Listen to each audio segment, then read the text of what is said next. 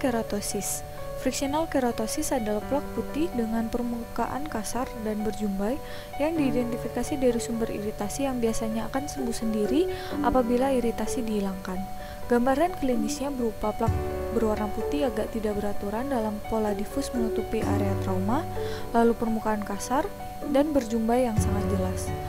Untuk etiologinya, ada beberapa penyebabnya, yaitu yang pertama, kebiasaan menggigit pipi, pemakaian piranti ortodontik, gigi tiruan yang tidak pas, cusp yang patah, dan juga tepi gigi yang kasar atau gigi yang karies.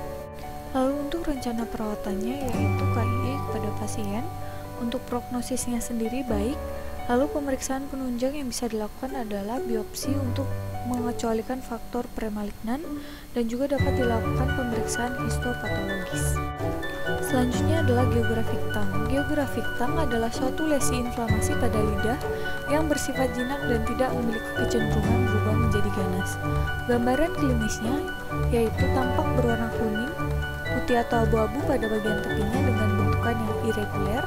Lalu tampak juga seperti lingkaran berwarna merah dengan tepi berwarna putih yang tidak beraturan yang terdapat di bagian tengah ataupun di bagian samping lidah. Untuk etiologinya belum bisa diketahui secara pasti. Untuk rencana perawatannya yaitu berupa KIE kepada pasien untuk membersihkan lidah secara rutin. Untuk prognosisnya, geographic tongue dapat hilang dengan sendirinya, namun tidak dapat diprediksi kapan bisa hilang. Lalu untuk pemeriksaan penunjangnya tidak perlu dilakukan pemeriksaan penunjang. Hand, foot, and mouth disease adalah infeksi epidemi yang disebabkan oleh enterovirus Coxsackie A16 dan seringkali juga oleh enterovirus 71. Manifestasi pada rongga mulut biasanya dijumpai lesi ulceratif yang melibatkan palatum, lidah, dan mukosa bukal. Tidak ada terapi spesifik yang diperlukan karena penyakit ini tergolong self-limiting sehingga akan hilang dengan sendirinya dalam kurun waktu 1-2 minggu. Prognosis dari penyakit ini adalah baik, dan diperlukan pemeriksaan laboratorium untuk mengetahui virus yang menginfeksi pasien tersebut saat terdapat gejala, karena penyakit ini memiliki kondisi klinis yang mirip dengan herpes simplex. Herpangina. Herpangina cukup mirip dengan hand and foot mouth disease atau disebut juga flu Singapura. Yang membedakan herpangina ini merupakan sariawan kecil berupa lepuhan pada langit-langit mulut dan di balik tenggorokan. Infeksi ini juga dapat menyebabkan demam, radang tenggorokan, sakit kepala, dan nyeri pada leher. Gambaran klinis dari herpangina adalah ulkus kecil pada bagian belakang rongga mulut dan tenggorokan, mulai muncul sekitar 2 hari setelah awal infeksi. Ulkus cenderung berwarna abu-abu muda dengan pinggiran berwarna merah dan sembuh dalam 7 hari. Etiologinya disebabkan oleh virus yaitu A. Coxsackie. Rencana perawatan adalah mengurangi rasa sakit dan mengatasi gejala terutama rasa sakit. Beberapa obat yang diberikan adalah ibuprofen, anestesi topikal, dan meningkatkan asupan cairan. Prognosis dari penyakit ini adalah baik. Selanjutnya adalah kandidiasis atrofik akut atau antibiotik sore mouth. Kandidiasis ini adalah kondisi di mana lesi berwarna merah dan terjadi di bagian dorsum lidah disebabkan karena konsumsi antibiotik jangka panjang atau antibiotik topikal. Untuk gambaran klinisnya yaitu permukaan mukosa terlihat merah dan kasar, biasanya disertai dengan rasa sakit atau rasa terbakar, rasa kecap yang berkurang, dan kadang-kadang sakit menjalar hingga ke tenggorokan selama perawatan atau setelah perawatan. Kandidiasis pseudomembran akut oral tanpa penyakit sistemik, biasa disebut dengan TRAS, terdiri atas sel epitel desquamosi, fibrin, dan hifa jamur. Umumnya terdapat pada mukosa labial, mukosa bukal, palatum durum, palatum mul, lidah, jaringan periodontal, dan orofaring. Gambaran klinisnya pada mukosa yang berwarna putih atau kuning seperti cisi material yang dapat dihilangkan dan meninggalkan permukaan yang berwarna putih. Etiologinya oral hygiene yang buruk. Rencana perawatan adalah identifikasi faktor penyebab dan mengeliminasinya. Terapi antifungal, menjaga oral hygiene. Prognosisnya baik jika pasien kooperatif. Pemeriksaan penunjangnya ada 3. Yang pertama, pemeriksaan langsung dari bahan kerokan kulit atau kuku diperiksa dengan larutan kalsium hidroksida 10% atau 20%. Nanti akan didapatkan hifa semu dengan atau tanpa blastospora. Yang kedua, pemeriksaan biakan, dan yang ketiga, slide kultur. Leukoedema, sesuai dengan namanya, leukoedema merupakan kondisi di mana mukosa dapat tampak biru, putih, atau abu-abu. Umumnya terjadi pada mukosa bukal, namun dapat pula terjadi pada mukosa laring maupun vagina. Leukoedema umum terjadi dan tidak menimbulkan efek samping atau dia bersifat asimptomatik. Kemudian juga bersifat jinak. Beberapa pakar berargumen bahwa leukoedema termasuk ke dalam kondisi varian normal. Namun di sisi lain, studi empiris menunjukkan bahwa sesungguhnya leukoedema tidak muncul secara natural, namun merupakan kondisi yang terjadi karena iritasi lokal. Gambaran klinis sesuai dengan tampilan pada slide itu biasanya terjadi pada mukosa oral dan akan tampak seperti terdapat lapisan putih yang bilateral pada mukosa bukal. Dan terkadang pada batas-batas lidah. Leukoedema akan tampak sedikit pudar secara klinis jika mukosa di-stretch atau ditarik, dan akan timbul kembali ketika mukosa tidak di-stretch lagi, berhenti ditarik. Kondisi ini bersifat asimptomatik dan tidak memiliki potensi keganasan. Etiologi dari leukoedema belum diketahui dengan pasti. Untuk rencana perawatan, tidak perlu dilakukan perawatan tertentu karena kondisi lesi ini asimptomatik dan tidak terdapat komplikasi, termasuk resiko premalignansi. Dapat dilakukan KIE komprehensif dari tenaga medis untuk membantu menghilangkan kekhawatiran dan stres psikologis dari pasien. Tidak terdapat prognosa jelas karena tidak dilakukan perawatan. Kemudian untuk pemeriksaan penunjang itu dapat dilakukan pemeriksaan histopatologis, tetapi secara umum utamanya dilakukan pemeriksaan klinis dengan cara menarik mukosa yang terlibat dan observasi apakah tampilan lesi sedikit memudar, lalu kembali timbul saat mukosa berhenti di stretch, yang membedakan dengan oral keratosis atau leukoplakia. Secara histopatologis dapat dilakukan dan akan menunjukkan gambaran berupa khas parakeratosis dan akantosis serta edema intraseluler pada sel epitel dari stratum spinosum. Linea alba merupakan kondisi varian normal yang sifatnya asimptomatik dan jinak. Biasanya dikaitkan dengan iritasi lokal kronis karena clenching atau kebiasaan menggigit pipi. Linea alba merupakan kondisi yang umumnya timbul secara bilateral dan variasi elevasi pada tiap individu berbeda. Pada beberapa kasus dapat hilang secara spontan. Gambaran klinis sesuai pada slide yaitu berupa garis keputihan sesuai dengan namanya, linea alba, yang sedikit terelevasi, umumnya bilateral dan ditemukan memanjang secara transversal pada mukosa bukal dari sudut mulut hingga ke posterior pada molar terakhir. Untuk etiologi, sesuai dengan yang disinggung secara singkat pada awal, timbulnya linea alba diasosiasikan dengan tekanan kronis yang terjadi secara berkelanjutan, terutama karena kebiasaan menggigit pipi secara ringan. Penelitian terdahulu menunjukkan bahwa individu dengan linea alba yang tegas memiliki kebiasaan bruxism. Rencana perawatan dan terapi. Untuk rencana perawatan dan terapi bagi linea alba itu tidak perlu dilakukan terapi definitif karena linea alba merupakan lesi varian normal yang sifatnya juga asimptomatik serta tidak memiliki potensi keganasan, sehingga tidak diperlukan terapi tertentu, namun dapat dilakukan KIE komprehensif. Makroglossia. Berdasarkan GAIRD atau Genetic and Rare Diseases Information Center, makroglossia merupakan kondisi ukuran lidah yang besar abnormal jika dibandingkan dengan proporsi struktur lainnya dalam rongga mulut.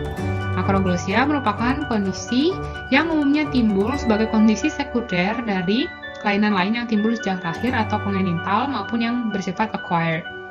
Gejala yang umum timbul pada individu dengan makroglossia adalah drooling, kesulitan berbicara dan makan, stridor, mendengkur, obstruksi jalur nafas, pertumbuhan abnormal gigi dan rahang, dan ulcerasi.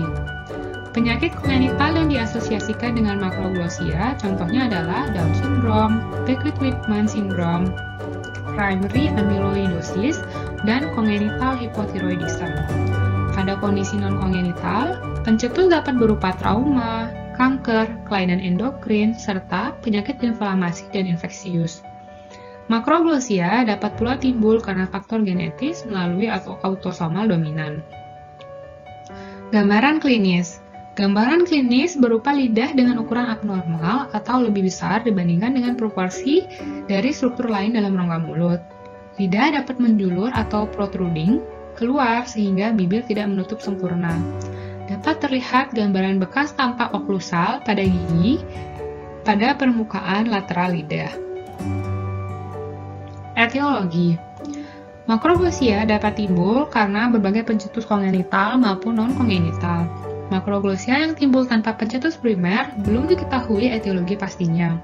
Penyebab paling umum dari pembekakan lidah adalah malformasi vaskuler dan hipertrofi otot.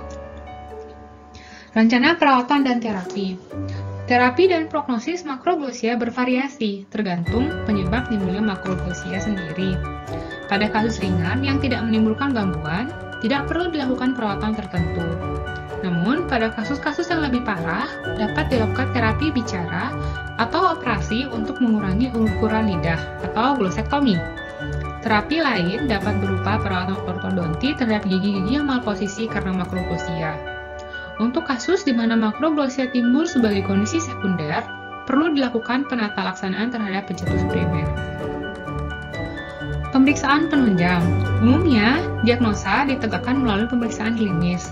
Dapat dilakukan sleep endoskopi dan imaging untuk memeriksa apakah terjadi obstruktif sleep apnea. Pemeriksaan lain yang dapat dilakukan berupa abdominal ultrasound dan pemeriksaan molekuler pada kasus dengan kecurigaan pencetus primer Behcet-Whitman syndrome. Median thromboeglositis atau MRG merupakan kondisi di mana terjadi atrofi dari papila sentral lidah. Umumnya terjadi pada midline dorsal lidah, namun juga dapat timbul di daerah paramedia lidah. MRG jarang terjadi dengan angka prevalensi hanya 0,01% hingga 1% dari populasi. Sebagian besar kasus MRG bersifat asimptomatik, namun pada beberapa kasus pasien juga dapat mengeluhkan rasa sakit persisten, iritasi, dan terdapat pruritus. Pada kasus di mana MRG terjadi bersamaan dengan inflamasi palatum, perlu dicurigai kondisi imunosupresan dan dilakukan pemeriksaan lebih lanjut. Kondisi tersebut disebut dengan kissing lesion dan merupakan salah satu indikator dari AIDS. Untuk gambaran klinis seperti yang ditampilkan pada slide, MRG secara klinis tampak seperti lesi kemerahan pada bagian dorsal maupun paramedia lidah. Lesi MRG muncul secara simetris, berbatas jelas, dan terdapat area atrofi papila anterior dari papila circumvallata. Permukaan lesi dapat tambah halus maupun berlobus. Etiologi MRG belum diketahui secara pasti, namun terdapat beberapa faktor predisposisi seperti merokok, penggunaan gigi palsu, diabetes mellitus, serta infeksi kandida. Untuk rencana perawatan dan terapi, pada kondisi di mana lesi MRG bersifat asimptomatik, maka tidak perlu dilakukan perawatan tertentu. Tetapi disarankan agar pasien melakukan eliminasi terhadap faktor predisposisi yang dapat dikontrol, seperti berhenti merokok dan pemberian obat antifungal. Pada pasien dengan kissing lesion, perlu dilakukan pemeriksaan lebih lanjut untuk memeriksa status HIV/AIDS. Muara ductus tension prominent. Untuk kondisi tersebut, belum ditemukan textbook maupun jurnal yang secara reliable dapat memberikan informasi mengenai definisi etiologi, gambaran klinis, maupun rencana perawatan dan pemeriksaan penunjang. Terdapat beberapa sumber, tapi kurang reliable karena bukan berupa textbook maupun jurnal, sehingga penulis tidak menampilkan data-data tersebut. Selanjutnya adalah mumps atau parotitis epidemica.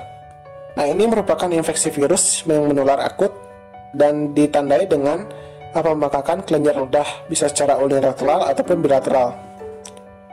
Nah, untuk gambaran klinisnya adalah pembengkakan kelenjar air liur yang keras, agak kenyal, dan seringkali mengangkat telinga. Nah, ini paling sering terjadi pada kelenjar parotis. Berikut adalah gambar orang yang terkena mumps, yang pada kiri itu orang dewasa dan kanan anak-anak. Etiologi dari penyakit mumps adalah virus mumps. Virus mumps ini merupakan virus ribonucleic acid atau RNA yang berantai tunggal, yang termasuk dalam genus Paramyxovirus. Nah, virus MAM ini mudah menular melalui droplet, kontak langsung, air liur, dan juga urin. Nah, untuk rencana perawatan MAMS biasanya penyakit ringan yang bisa sembuh sendiri.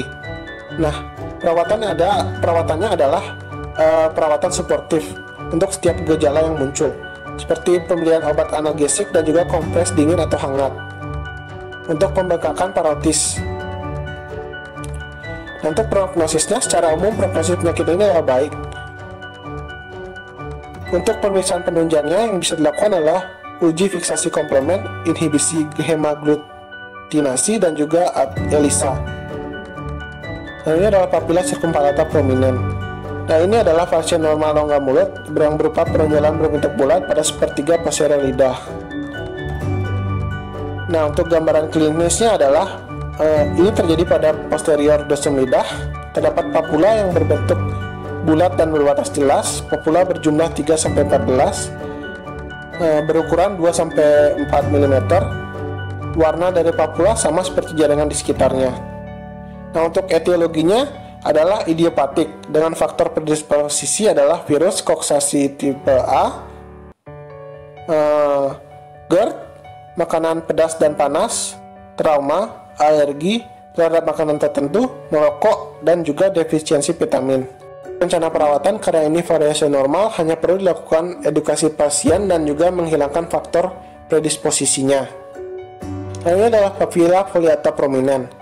Nah, ini adalah variasi normal juga yang berbentuk bulat dan terjadi pada lateral lidah. Nah, untuk gambaran klinisnya terjadi pada lateral lidah, papula berbentuk bulat, ukuran 1-2 mm dan berbatas jelas. Jumlah dari papula bervariasi, berwarna bening, dan juga memiliki tepi irregular.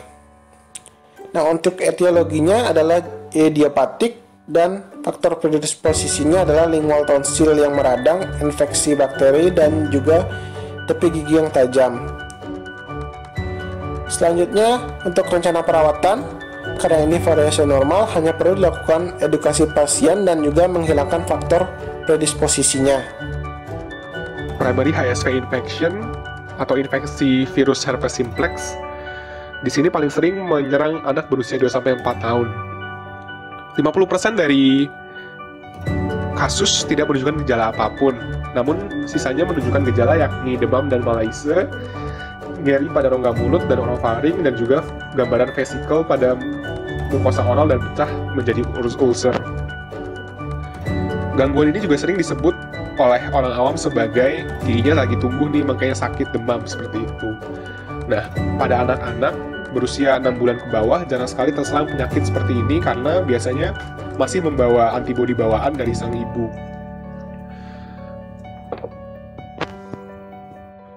Primary HSV infection atau infeksi virus herpes simplex di sini paling sering menyerang anak berusia 2-4 tahun. 50% dari kasus tidak menunjukkan gejala apapun, namun sisanya menunjukkan gejala yakni demam dan malaise, nyeri pada rongga mulut dan orofaring, dan juga gambaran vesikel pada mukosa oral dan pecah menjadi ulcer. Gangguan ini juga sering disebut oleh orang awam sebagai giginya lagi tumbuh nih, makanya sakit demam seperti itu. Nah, pada anak-anak berusia 6 bulan ke bawah jarang sekali terserang penyakit seperti ini karena biasanya masih membawa antibodi bawaan dari sang ibu.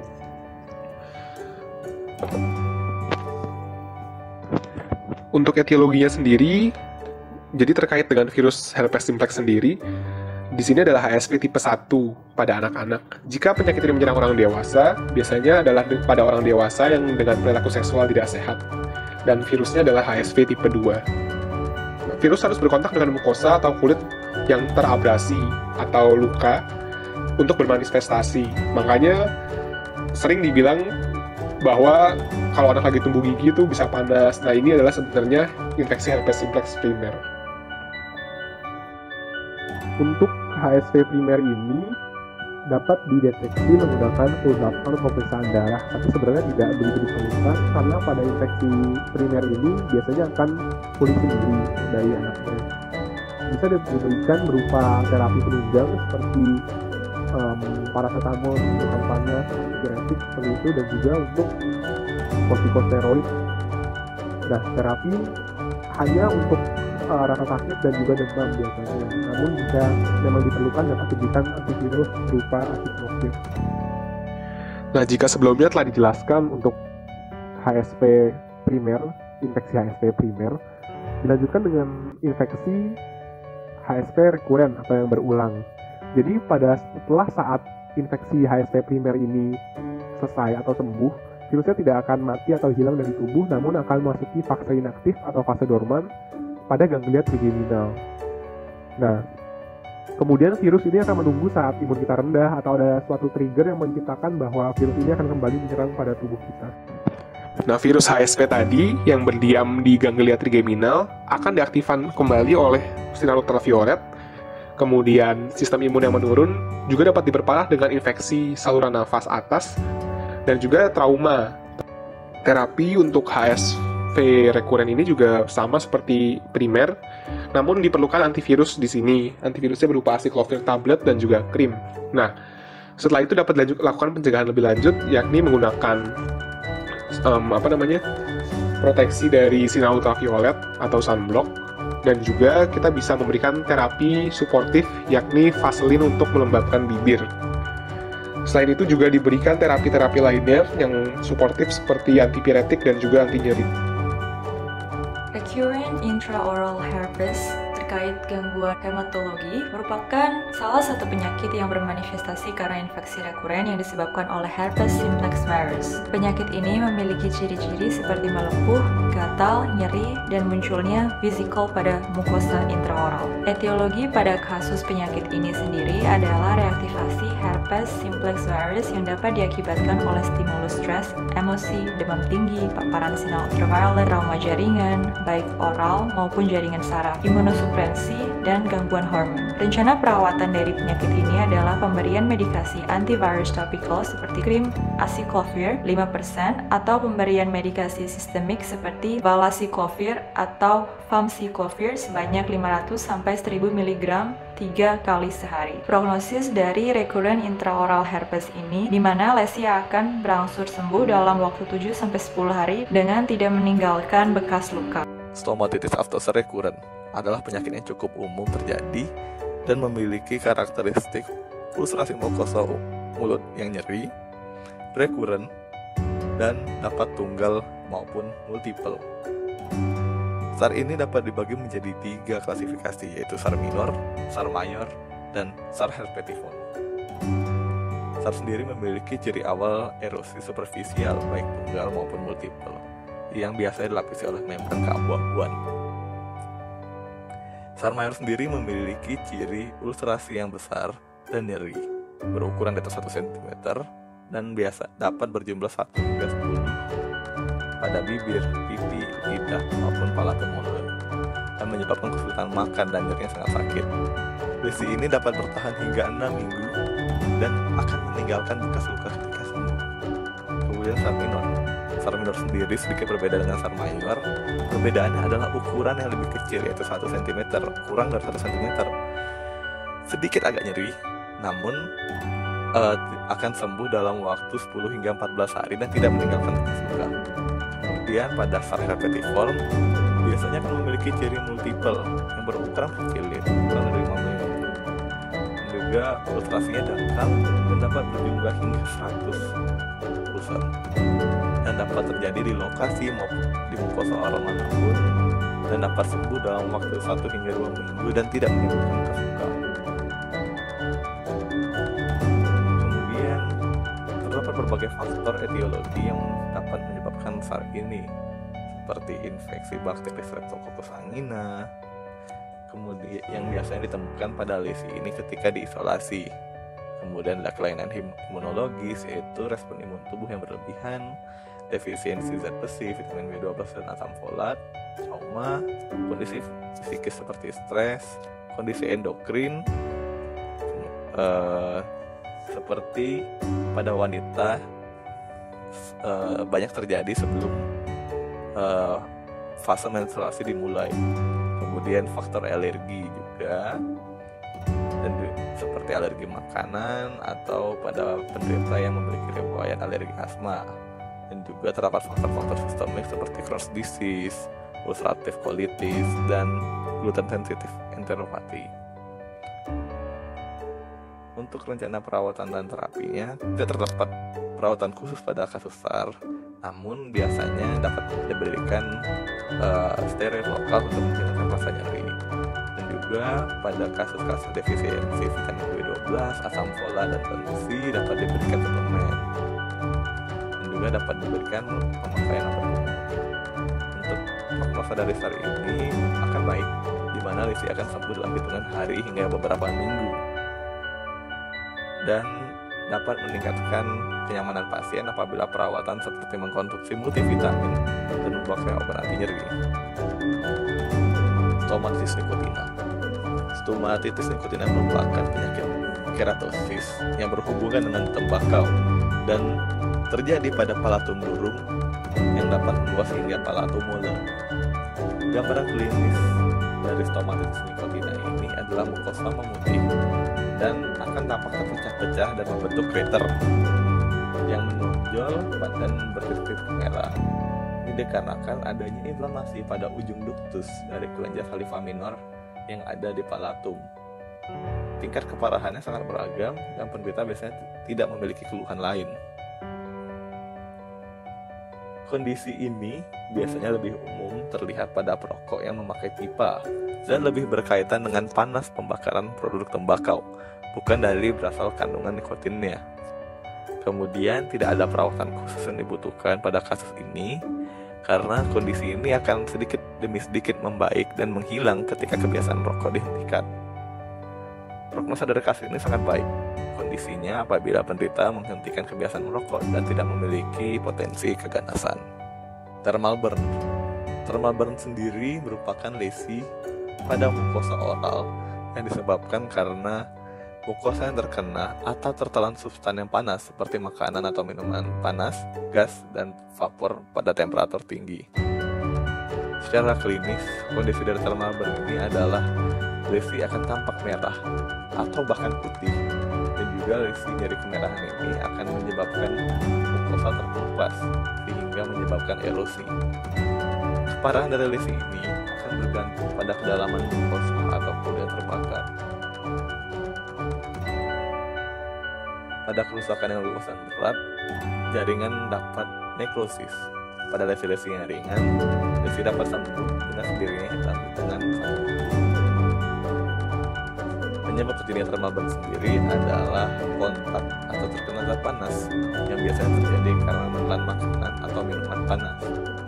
Tingkat insiden thermal burn tertinggi adalah pada anak-anak dan biasanya disebabkan karena kontak dengan makanan yang panas atau bahkan benda logam yang panas. Pada kasus lesi sederhana ini tidak diperlukan terapi yang khusus. Perawatan dapat dilakukan pada lesi yang dalam untuk menghindari kontaminasi dan infeksi selama masa penyembuhan jaringan. Salin dapat diresepkan untuk mencegah pertumbuhan bakteri dan mempercepat penyembuhan jaringan. Pada kasus berat juga dapat diberikan pemberian antibiotik profilaksis secara menyeluruh atau sistemik, sangat direkomendasikan. Pada kerusakan jaringan keras yang berhubungan dengan thermal burn, daerah yang nekrosis harus dihilangkan untuk mencegah kerusakan pada jaringan vital sekitarnya. Dan juga untuk prognosanya secara umum akan baik dan lesi tersebut akan sembuh dalam waktu 1 minggu, terutama pada kasus lesi sederhana, dan akan mempercepat penyembuhannya apabila menghindari kontak dengan makanan, cairan, atau benda-benda panas. Torus mandibularis. Torus mandibularis adalah eksostosis tulang atau pertumbuhan tulang yang berlebihan yang berada pada permukaan lingual dari mandibula. Torus mandibularis ini sangat mirip dengan torus palatinus, di mana etiologi pastinya belum diketahui secara pasti. Gambaran klinis dari torus mandibularis sendiri adalah variasi dari eksostosis tulang, biasanya bilateral, yang ditemukan pada permukaan lingual dari mandibular dan biasanya terbentuk di atas garis iliohyoid dan biasanya berada di lingual gigi premolar dan menonjol pada korteks tulang mandibular. Seperti gambaran klinis dari torus palatinus, torus mandibularis dapat memiliki bentuk dan ukuran yang bervariasi. Dan juga biasanya torus mandibularis ini bilateral dan dapat berjumlah satu atau multiple. Terdapat beberapa kemungkinan etiologi dari torus mandibularis ini, seperti genetik atau ras, di mana ras mongoloid sangat tinggi frekuensi kejadiannya, dan juga pada ras kaukasoid juga. Selain itu, terdapat juga faktor herediter, di mana apabila salah satu atau kedua orang tua memiliki torus, terdapat kemungkinan anaknya akan memiliki torus hingga antara 40 hingga 64%. Selain itu juga terdapat teori di mana torus mandibularis dapat terbentuk sebagai penguatan tulang pada area tersebut, di mana biasanya adalah respon stres dari stres mastikasi yang berat. Tidak ada perawatan khusus untuk torus mandibularis ini selama tidak mengganggu penderita. Namun, terapi pembedahan dapat dilakukan pada torus mandibularis ini ketika pembuatan gigi tiruan yang eksostosis tulangnya sangat berlebihan. Selain itu, tidak ada risiko terjadinya keganasan. Prognosa dari torus mandibularis ini baik dikarenakan tidak memiliki risiko keganasan. Terapi pembedahan juga memiliki prognosa yang baik apabila dilakukan. Pemeriksaan penunjang dapat dilakukan adalah radiografi periapikal dan biasanya akan terlihat penebalan tulang di area yang memiliki torus mandibularis ini.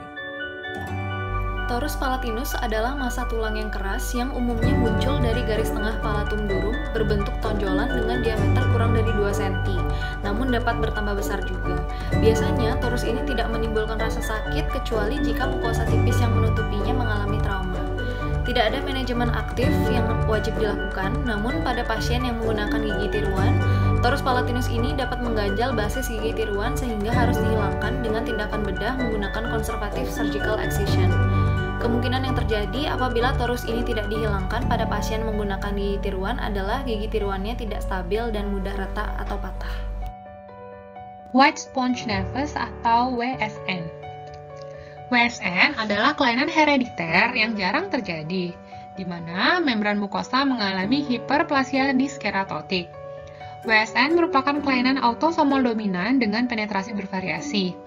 WSN disebut juga Cannon's disease, hereditary leukokeratosis, white gingivostomatitis, dan exfoliative leukoedema. Angka prevalensi WSN sangat jarang, yaitu di bawah 1 dari 200.000 populasi. Umumnya, lesi muncul saat lahir atau pada usia batita. Tidak terdapat predileksi gender maupun ras. Gambaran klinis WSN umumnya berupa lesi putih elevasi dengan permukaan irreguler, terdiri atas fissure maupun plak. Umumnya muncul pada mukosa bukal, namun dapat pula ditemukan pada area lain dalam rongga mulut yang dilapisi oleh epitel parakeratin atau non-keratin. WSN juga dapat timbul pada daerah ekstraoral seperti mukosa esofagus dan genital. WSN bersifat asimptomatik, namun dapat menimbulkan disfagia bila ada keterlibatan esofagus. WSN timbul karena mutasi dari gen yang berlaku sebagai coding untuk epitel keratin tipe K4 dan K13. Penelitian laboratorium pada tikus menunjukkan bahwa defisiensi epitel keratin tipe K4 menghasilkan kelainan epitelial yang serupa dengan WSN. Untuk rencana perawatan dan terapi, karena WSN bersifat asimptomatik dan jinak, tidak diperlukan perawatan tertentu. Pada beberapa kasus, dilakukan pemberian antibiotik sistemik untuk menangani lesi yang timbul, namun hasil yang ditampilkan tidak konsisten. Pada kasus di mana pemberian antibiotik sistemik memberikan efek positif, angka rekurensi tetap cukup tinggi. Pemeriksaan penunjang. Untuk membedakan WSN, dengan diagnosa penyakit serupa seperti leukoplakia atau kandidiasis tipe plak, dapat dilakukan pemeriksaan mikroskopis terhadap struktur intraselular dari sel epitel. Pada WSN, gambaran khas berupa adanya edema intraseluler pada sel epitel superficial, terutama pada stratum spinosum, dan terdapat sel dengan pyknotic nuclei. Fissure yang dalam pada epitel non-dysplastik akan mendekati permukaan lapisan basal, namun tidak ada keterlibatan bagian dalam epitel. Infiltrasi pada jaringan subepitel minimal atau tidak ditemukan.